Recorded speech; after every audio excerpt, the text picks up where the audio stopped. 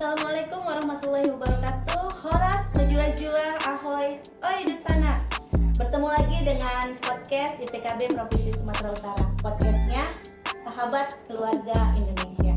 Bersama saya Rina Handayani, penyuluh KB dari Kabupaten Sedang Bedagai.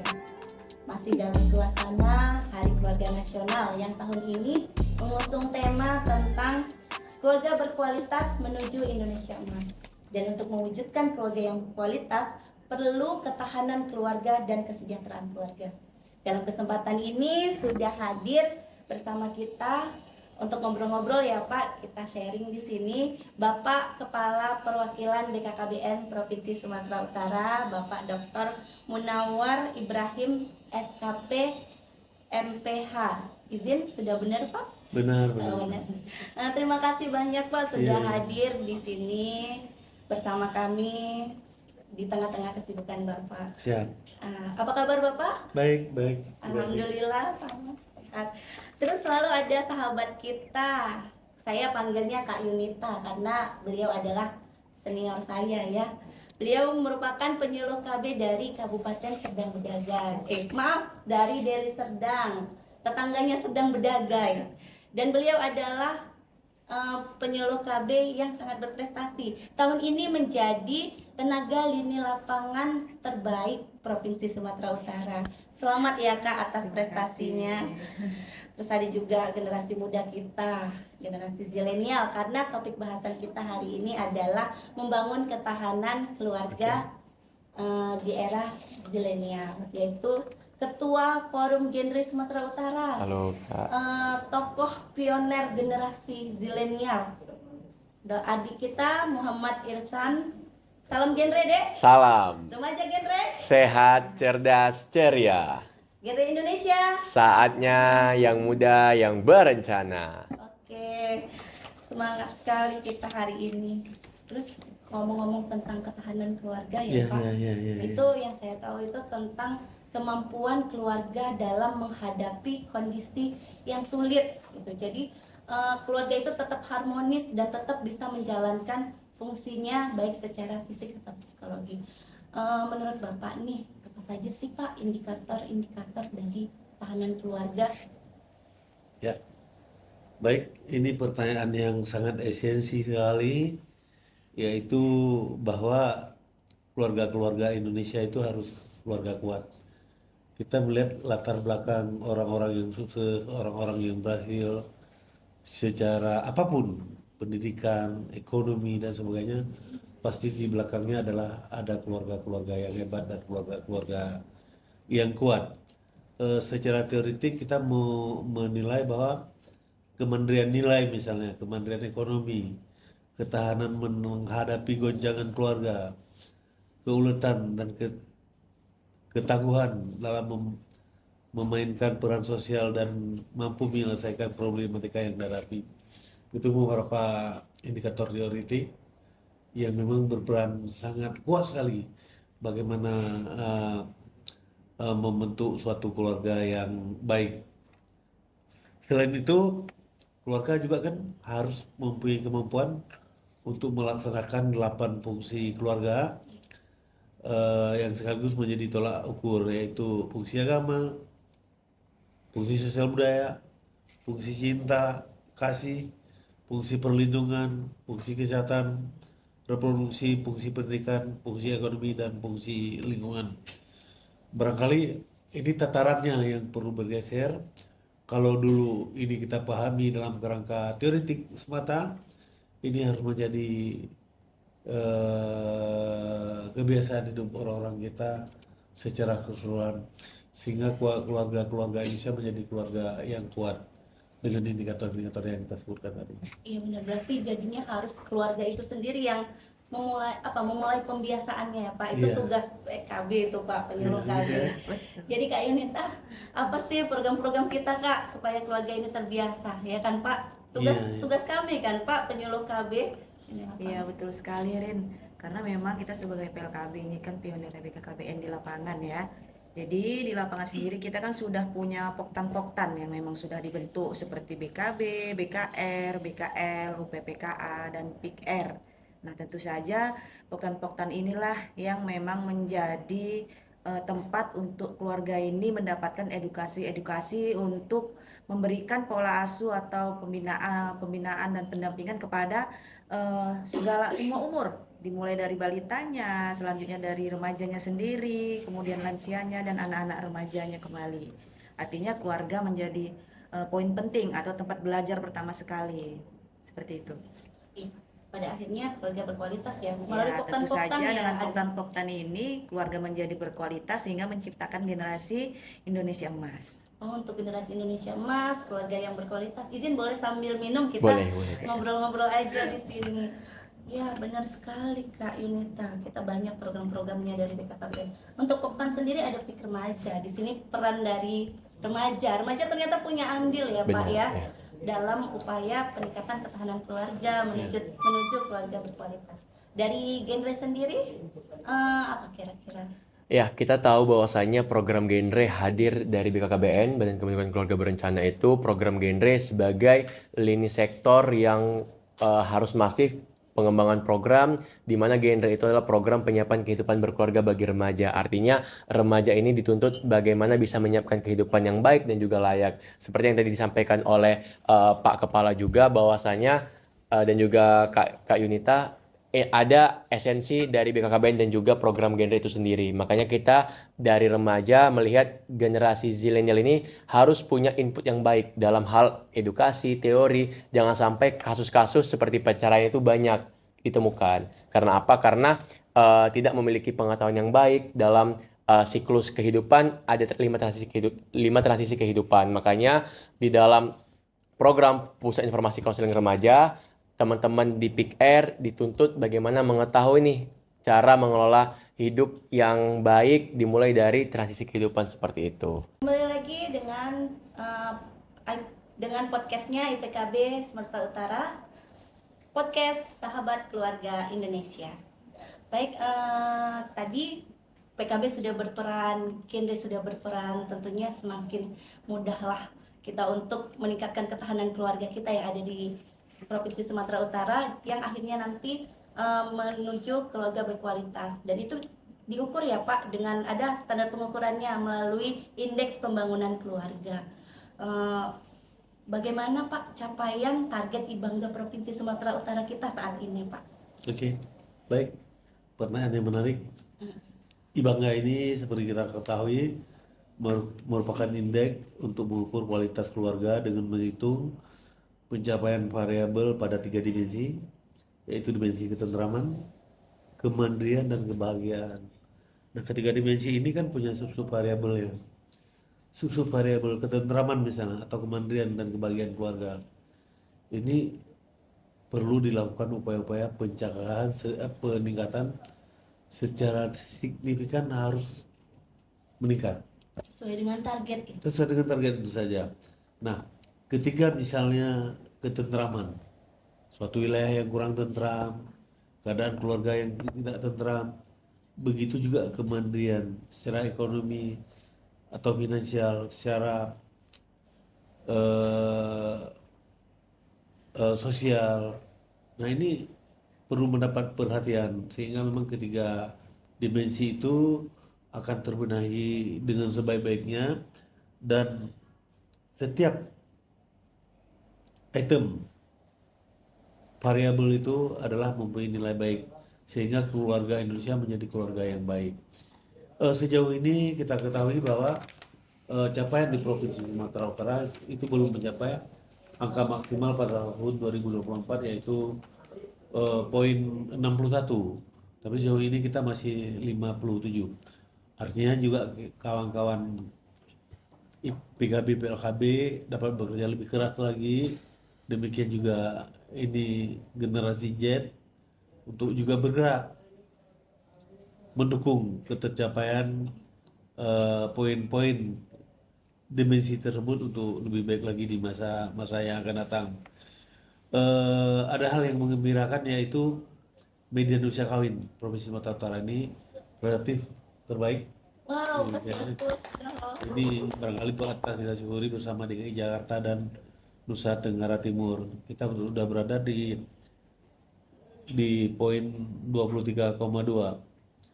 Kemudian beberapa permasalahan yang menyangkut siklus hidup manusia ini juga perlu pembenahan di Provinsi Sumatera Utara. Kita ketahui memang ada penurunan prevalensi stunting pada angka 18,9 pada tahun 2024 ini. Tapi kita jangan lupa kalau itu kita total jumlahnya masih cukup banyak.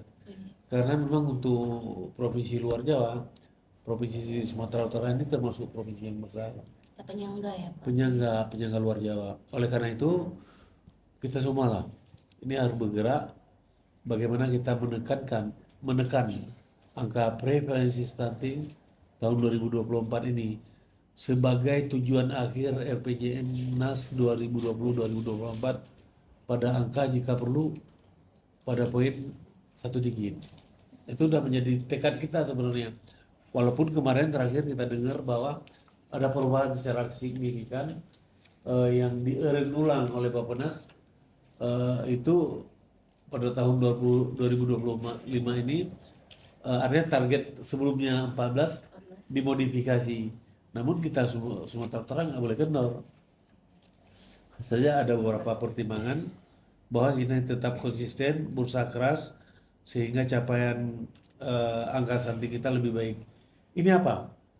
Kalau kita berhasil menekan angka stunting sesuai target tersebut, berarti perhatian kita kepada pembangunan keluarga secara keseluruhan pada usia dini ini akan tercapai nanti di kemudian hari. Artinya apa yang kita mau capai ke depan, kalau kita mulai dari hari ini, maka itu bukan mustahil. Tapi kalau hari ini aja udah amburadul, tidak tercapai, apalagi jor-joran apa segala macam, tidak terencana, maka nggak akan ada itu Indonesia emas tahun 2045 nanti akan datang. Oleh karena itu sekaranglah waktunya. Saya pikir keterlibatan semua pihak, terutama kita di BKKBN. Kami penyuluh KB siap Oke. menjadi garda Siap ya. terdepan ya kan Kak Yunita. Betul sekali. Gitu juga dengan anak Benar. remaja, anak muda, semangatnya.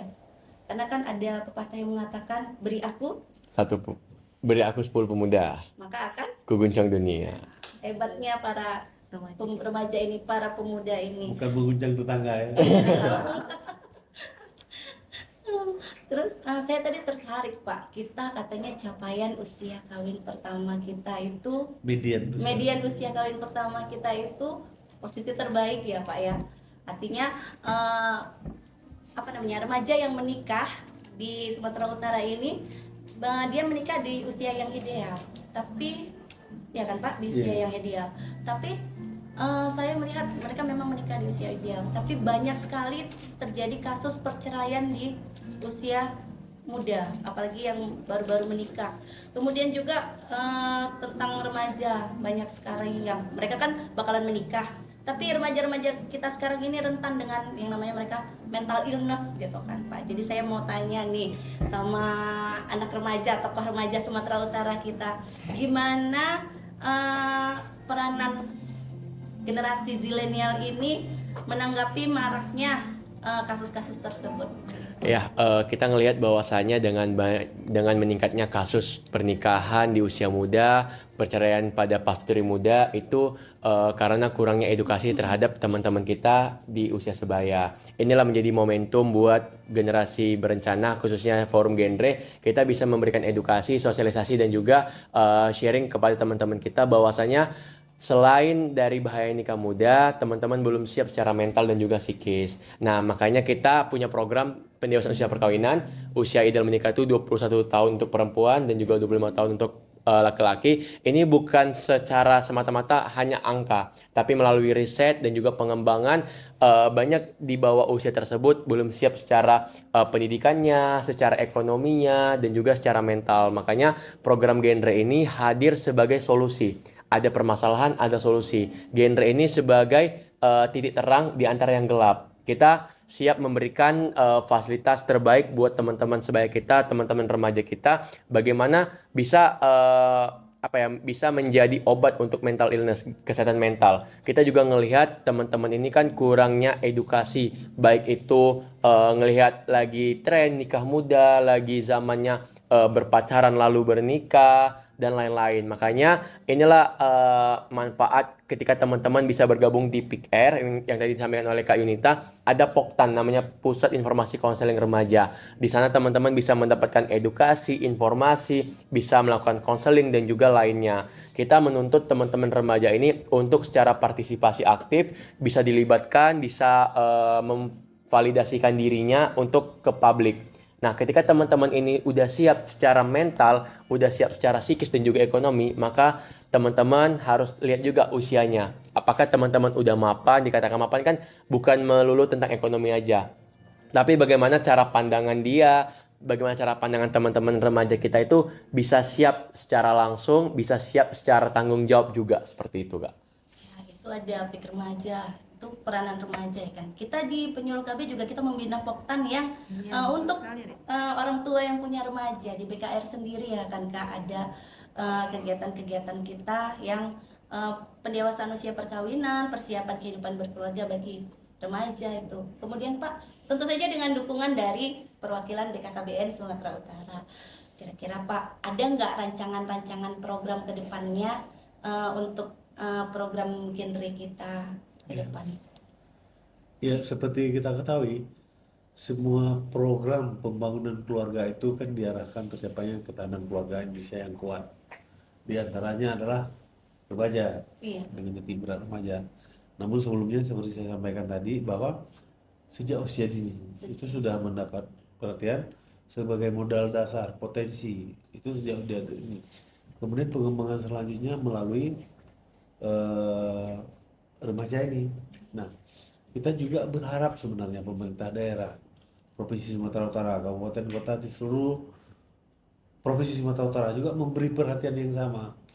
Karena ini kan makin banyak remaja kita juga makin canggih, mainannya nggak mainan-mainan kayak kita dulu, masih mainan-mainan tradisional. Mereka udah mainnya main-main Gadget ya ya, Pak. Pak, segala macam lah yang serba anu. Makanya ini perlu kita perhatian. Kalau tidak, remaja Sumatera Utara hanya akan jadi korban, ya kan, oleh berbagai pengaruh dari luar apa segala macam. Apalagi tingkat apa intensitas komunikasi itu antara pulau, antara wilayah, malah antar negara itu udah sangat intens sekarang. Anak-anak kita bisa saja dia apa dijual, dia apa segala macam kalau kita nggak jaga kan, nggak menjaga sebaik-baiknya. Oleh karena itu ini penting. Ya, Saya untuk pikir ke depan komunikasi ya Pak. Pak Irsan ini harus bergerak tidak hanya bergantung sama BKKBN semata, tapi bergeraklah keluar dengan Pemprov dan Pemkab kabupaten kota di seluruh provinsi Sumatera Utara. Kenapa? Karena ini penting. Kalau enggak, kalau kita kalah terus, anak-anak kita hanya akan dimanfaatin. Anak-anak gadis kita hanya akan jadi kelinci percobaan. Anak-anak remaja-remaja lelaki kita hanya akan menjadi jongos di negeri sendiri. Nah, oleh karena itu, Pak Irsyad bergeraklah ini buat program-program besar kita dukung apa supaya juga akses ke dunia swasta, pemerintah kabupaten kota, pemerintah provinsi, supaya anak-anak kita hebat. Itu salah satu. Di pihak lain, ini juga ya pemerintah dengan berbagai fasilitas yang ada perlu memberi perhatian bahwa tugas pembinaan keluarga ini juga bukan tugas BKKBN saja, PKK, ya kan? Dan apa? Sebenarnya yang kita bangun sekarang, saya selalu bilang begini, kita tidak hanya butuh jalan tol, kita tidak hanya butuh jembatan irigasi yang baik, kita juga butuh manusia-manusia yang baik, manusia yang hebat. Kalau mau Iya. kita Indonesia ini unggul, bisa Indonesia emas 2045, Iya. sekarang lah. Generasi. Kalau enggak, kita akan jadi bangsa yang kalah terus-menerus. Juga penanganan stunting kan Pak, dimulai dari hulu, dari remaja itu sendiri. Terkait penanganan stunting Pak, PKB kita sebenarnya sudah punya inovasi yang Iya. sangat menarik. Itu Kak Yunita, boleh cerita Kak inovasinya Kak? Baik, jadi memang ya Pak, stunting ini sendiri kan merupakan isu nasional. Nah, jadi pada saat itu saya berpikir apa sih kira-kira strategi yang bisa saya laksanakan gitu kan untuk bisa ikut serta dalam penanganan stunting di daerah saya sendiri, karena kebetulan memang daerah saya sendiri itu merupakan wilayah dengan jumlah penduduk terbanyak, kemudian balita terbanyak, dan otomatis ternyata berkontribusi juga dengan jumlah anak stunting yang luar biasa, menjadi selalu juara satu Pak Kaper di kecamatan saya sendiri. Jadi Kemudian saya berpikir bagaimana nih dengan masyarakat yang banyak ini bisa nggak untuk juga tidak hanya berkontribusi secara negatif menyumbang anak-anak stunting, pada akhirnya jumlah penduduk yang banyak ini juga bisa ikut berkontribusi juga gitu kan Pak untuk bagaimana ikut serta dalam penanganan stunting sendiri. Jadi pada saat itu saya laksanakan dahsyat. Dahsyat ini memberikan makanan kepada anak-anak baduta dengan pemberian makanan setiap hari selama 3 bulan berturut-turut, dengan penyandang dan utamanya ini adalah masyarakat di wilayah itu sendiri, sehingga juga, mereka juga merasakan dari mereka kembali lagi manfaatnya kepada mereka. Jadi memang sudah berjalan sekitar hampir 3 tahun ini, dimulai dari tahun 2022 kemarin, dan alhamdulillah anak-anak stunting di wilayah binaan saya sendiri juga sekarang hanya tinggal 3, dan itu dengan penyakit bawaan, sehingga memang akan lebih sulit untuk memperbaiki status gizinya. Tapi mungkin tidak menutup kemungkinan juga ya Rin, Iya. misalnya makanan bergizi ini sendiri tidak diberikan hanya untuk baduta Pak Kaper ya kan. Jadi keluarga juga memiliki edukasi, dan ini sebenarnya kan edukasi kepada keluarganya. Nah, tidak menutup kemungkinan makanan-makanan bergizi ini untuk pencegahan dari hulu. Artinya si Catin ini sendiri juga Remaja lah ya mendapatkan, kan. nah tentunya dengan sasarannya remaja. Remaja-remaja ini juga memiliki akses untuk makanan yang bergizi, sehingga bisa untuk persiapan mereka untuk menerima kehamilan dan kelahiran yang baik dan sehat. Seperti itu. Warganya juga harus diberi edukasi. Iya, Demikian. Pak. Itu tadi kan kita sudah punya program dahsyat ya, yang untuk yang nantinya ke depannya mungkin akan pemberian makanan bergizi itu kepada remaja. Tapi Pak, kita kan banyak sih ketemu remaja sekarang, sebenarnya dia balitanya sudah kita kasih makanan ini, tapi pada saat masa remaja dia diet. Jadi asupan makanan bergizi sudah kita sediakan, tapi dia tidak mengkonsumsinya gitu kan Pak. Ya kan, jadi kayaknya ini perannya Irsan ya kan Pak, untuk sebagai motor penggerak lah di forum genre ini, juga untuk mengedukasi teman-temannya untuk bisa mengkonsumsi makanan bergizi yang nantinya keluarga sudah menyediakan, PKB sudah berperan. Ini ada kerjasama lah antara kita gitu. Oke, nah kalau kita ya ngelihat BKKB ini kan setiap tahun selalu berinovasi. Kalau dulu mungkin di tahun 2010 ke bawah, saya tahu nih tagline BKKB ini kan 2 anak lebih baik dan juga alat kontrasepsi. Saya selalu memiliki mindset kepada teman-teman di lapangan. Teman-teman coba sebutkan satu kata tentang BKKBN. Pasti mereka selalu jawab alat kontrasepsi, KB, dan juga 2 anak lebih baik dan segala macam. Tapi setelah kita temui ini di lapangan, udah berubah nih mindset teman-teman. Teman-teman ada yang bilang BKKB ini genre, BKKB ini stunting. Jadi banyak stimulus-stimulus yang didapatkan teman-teman di lapangan dengan adanya program-program. Nah, makanya kita selalu berupaya bagaimana memberikan brand image yang baik juga kepada masyarakat, bahwasanya BKKB ini mengurusi dari kehamilan si ibu sampai lansia. Itulah tugas BKKBN yang sangat aware. Ada program genre. Nah, genre juga nggak mau kalah nih. Kalau kita bicara stunting, banyak orang mengatakan stunting itu kepada anak yang sudah lahir aja, balita, baduta dan juga lainnya. Tapi nggak ketinggalan di pemerintah pusat sendiri itu udah mengeluarkan program bersama BKKBN dan juga Genre Indonesia, namanya program Ini Genting, implementasi nyata genre cegah stunting. Ngelihat dari input yang kita dapatkan, banyak remaja yang tidak aware kepada gizi. Jadi program Ini Genting, implementasi nyata genre cegah stunting itu ada 2 subnya yang dibahas. Yang pertama edukasi gizi dan juga pencegahan anemia. Teman-teman perempuan kita ketika menstruasi nggak peduli nih dengan dirinya. Banyak yang nggak mau minum tablet tambah darah, dan juga banyak yang merasa nggak apa-apa lah, biasanya kayak gitu, lemas dan juga segala macam. Padahal akan berdampak kepada nantinya dia menikah. Seperti itu. Nah, untuk yang laki-laki dan juga perempuan, sekarang kita tadi kakak bilang kan, Kak Rina bilang banyak fenomena diet gitu. Nah, ini kenapa? Karena teman-teman banyak mengkonsumsi yang tidak sesuai dengan kadar tubuhnya. Rentang gizi manusia ini kan beda-beda. 0 sampai 5 tahun berbeda dengan 6 sampai 9 tahun. Dan juga 14 sampai 19 tahun. Makanya kita di program Ini Genting itu kita harus memenuhi standar gizi yang baik untuk remaja itu sendiri. Misalnya remaja di usia 15 sampai 19 tahun, kira-kira apa yang harus dicukupi? Misalnya seperti kalsium, protein, karbohidrat yang benar-benar teman-teman ini harus tahu bahwasanya dengan aktivitas sehari-hari usia 15 sampai 19 ini kan rutin nih, dari dia pergi sekolah sampai dia pulang sekolah, ada kerja kelompok dan juga kegiatan-kegiatan ekstrakurikuler. Makanya program Ini Genting ini sasarannya kepada usia 15 sampai 19 tahun, yang mana teman-teman remaja ini banyak yang belum aware sama kesehatan dirinya, baik yang tadi saya sampaikan, yang perempuan nggak mau minum tablet tambah darah, yang laki-laki sangat sering jajan tidak ngelihat isi kemasannya, karbohidratnya berapa, proteinnya berapa.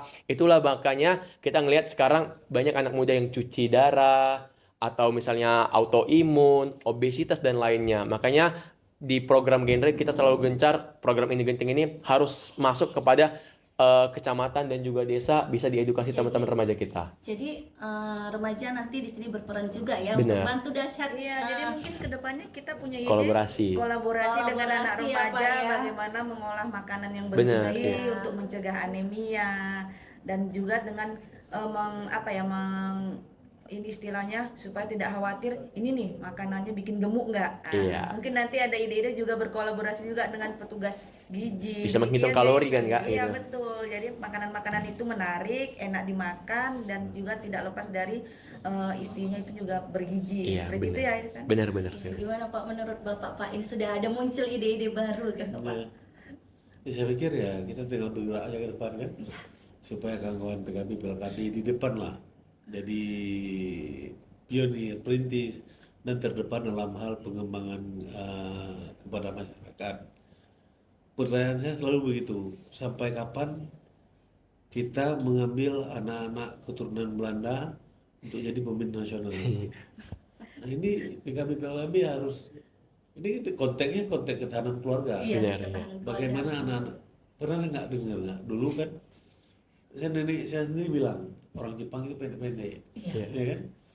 Ternyata setelah saya besar, saya temui orang Jepang Jepang justru besar. Dia tinggi-tinggi, ya. tinggi-tinggi, ya kan? Tinggi. Nah, jadi sebenarnya kalau ada pejabat-pejabat kita yang selalu ngomong, emang kita udah pendek kok, nah, itu kita lawan, bahwa kita bisa lebih panjang, bisa tidak sangat sama you and me, Anda dan saya aja, panjangnya cuma segitu-gitu doang, ya. Egy Maulana, Iya. kan panjang lah tinggi-tinggi orang anak Indonesia. Coba kita kan nggak bisa mengenalkan anak-anak, walaupun ada keturunan Indonesia katanya. Tapi bagaimana dengan anak Indonesia murni? Itu kan perlu dipengembangkan. Iya. Oleh karena itu, PKB silakan mengambil peran ini. Apalagi tadi katanya dapur dahsyat apa segala macam. Ibu ikut itu kemarin waktu pembukaan acara apa itu koordinasi KBPP kemarin, di bawah nggak ada ikut? Kebetulan saya memang Ikut ya.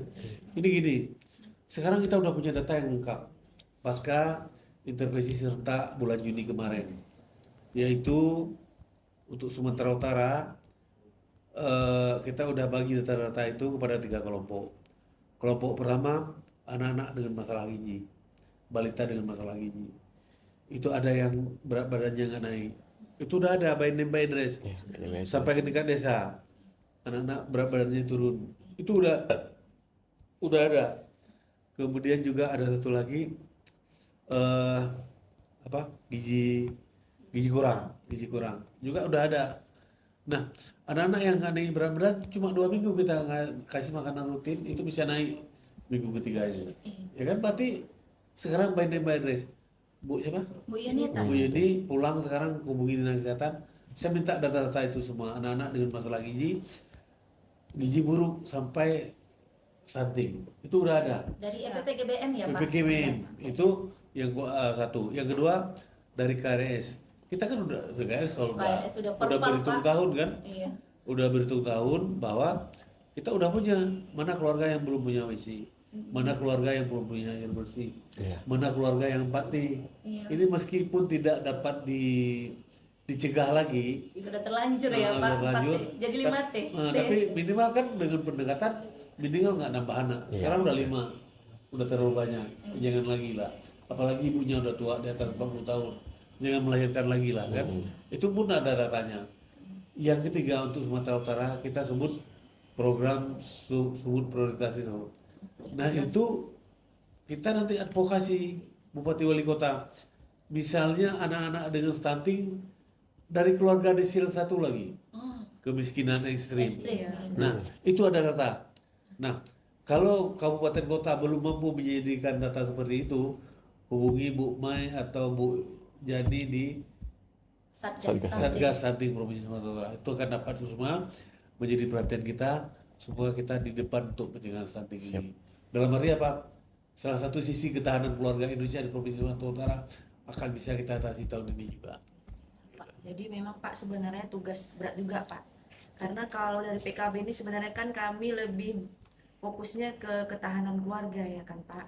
Nah, sementara pengalaman saya di lapangan Pak, kalau hanya sekedar menaikkan status gizi seorang anak ini mungkin dengan penanganan gizi yang baik pada akhirnya status gizinya naik Pak. Nah, kenyataannya mungkin orang tuanya lah yang bermasalah saat ini Pak. Mungkin selain hanya kemiskinan, ternyata kesadaran mereka akan pentingnya gizi bagi anaknya ini Pak yang kurang. Tentunya ya si PKB ini juga harus di Poktan ini lebih penguatan, begitu kan Pak? Kalau anak sakit mungkin diobati di puskesmas sembuh, tapi untuk mengedukasi seseorang ini mungkin nggak hanya sekedar 1 hari 2 hari memberikan edukasi langsung dia sadar, oh ya aku sadar anakku harus mendapatkan gizi yang lebih baik. Seperti itu Pak, mungkin karena memang belajar itu harus terus menerus dan tidak hanya dalam waktu yang dekat. Gitu. Oke, cukup menarik sekali tadi ya perbincangan kita tentang ketahanan keluarga dan strategi-strategi apa yang kita lakukan baik dari PKB, dari Forum Genre, juga dukungan dari perwakilan BKKBN untuk meningkatkan kualitas dan ketahanan keluarga, khususnya keluarga kita di Sumatera Utara. Dan podcast ini juga kita laksanakan selain untuk Hari Keluarga Nasional, juga dalam rangka Hari Ulang Tahun IPKB yang ke-17. Kami remaja juga Pak, IPKB 17 tahun lagi gemes-gemesnya ini. 17 tahun. Ucapannya kepada IPKB, silakan Pak, apa harapan untuk IPKB ke depannya? Tentu saja, dulu kan saya orang kesehatan. Iya, Pak. Saya melihat orang kami ini ngapain sih? Emang bisa apa mereka?